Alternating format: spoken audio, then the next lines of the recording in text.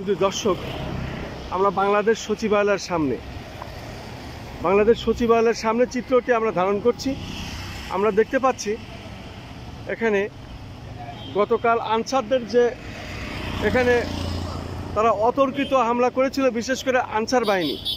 এই আনসারদের বিতরণ করার জন্য যে পুলিশ বাহিনী এবং সেনাবাহিনী এখানে এসেছিলেন, তারা এখনও বাংলাদেশ সচিবালয় আমরা দেখছি তারা আছেন এবং তারা বাংলাদেশ সচিবালয় তাদের নিয়ন্ত্রণে রেখেছেন।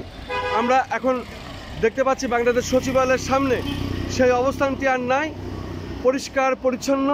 এখানে একেবারে মানুষের জন্য একেবারে তাদের জন্য নিরাপদে চলাফেরার একটা স্থান, যেহেতু বাংলাদেশ সচিবালয়ের সামনে এবং বাংলাদেশ সেনাবাহিনীর চৌকস যেসব বাহিনী তারা এখানে নিয়ন্ত্রিত নিয়েছেন। এবং গতকাল আমরা রাত্রে যখন দেখেছিলাম যে আনসাররা যেভাবে আগ্রাসন চালিয়েছিল হঠাৎ, ঠিক সেইখানে রাত্রে আমরা দেখেছিলাম সেনাবাহিনী এসেছিল, তারা এসে রাত্রেই নিয়ন্ত্রণ নিয়েছিল। এবং তারপরেই আমরা বিভিন্ন সময় দেখেছিলাম রাজধানী ঢাকা সহ বিশেষ করে পুরানা পল্টন এলাকায় যেভাবে গাড়ি যানজট হয়েছিল এবং আনসাররা তাদের আরও সাথে যারা ছিল অন্যায়ভাবে যে কাজগুলো করেছিল, সেটা পুলিশ বাহিনী, আমাদের সেনাবাহিনী তারা এটাকে একেবারে নিয়ন্ত্রণে নিয়েছিল। আমরা খবরে সারা বাংলাদেশের মানুষ যেটা দেখেছি তারই আজকে চিত্রটা ভিন্ন। আমরা দেখতে পাচ্ছি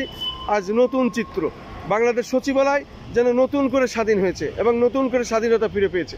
আমরা দেখতে পাচ্ছি চৌকস পুলিশ বাহিনী, ঠিক তারই পাশে আবার আমরা দেখতে পাচ্ছি নারী পুরুষ সম্মিলিতভাবে চৌকস নারী পুলিশ বাহিনী। আবার পাশাপাশি আমরা দেখতে পাচ্ছি সেনাবাহিনী, চৌকস সেনাবাহিনী, যারা আমাদের দেশের গর্ব এবং জাতিসংঘের মাধ্যমে বাংলাদেশের সর্বোচ্চ শিখরে যারা সম্মান বয়ে এনেছিলেন এই বাংলাদেশ সেনাবাহিনী। তারাই বিভিন্ন সময় জাতিসংঘের মাধ্যমে বাংলাদেশের ইতিহাস সর্বোচ্চ চূড়ায় এনেছিলেন। সেই চৌকস সেনাবাহিনীকে আমরা দেখতে পাচ্ছি। বিশেষ করে সচিবালয় তারা পুরাটাই নিয়ন্ত্রণে নিয়েছেন এবং শান্ত। গতকালের সেই চিত্রটি আর নাই। আমরা রাত্রে দেখেছিলাম যেন সচিবালয়টা আবার ধ্বংস করে না দেয়, ঠিক সেই ধ্বংসস্তূপ থেকে তারা আবার ফিরিয়ে এনেছেন বাংলাদেশের সম্পদ। এই বাংলাদেশ সচিবালয় বাংলাদেশ সেনাবাহিনীর গৌরব, বাঙালির গৌরব এবং বাঙালিদের যে গৌরব তারা এখনও ধরে রেখেছেন। বাংলাদেশ সচিবালয় আসলে এখন একটি নিরাপদ স্থান হয়েছে। আমরা দেখতে পাচ্ছি বাংলাদেশ সচিবালয় এখন নিরাপদ একটি স্থান।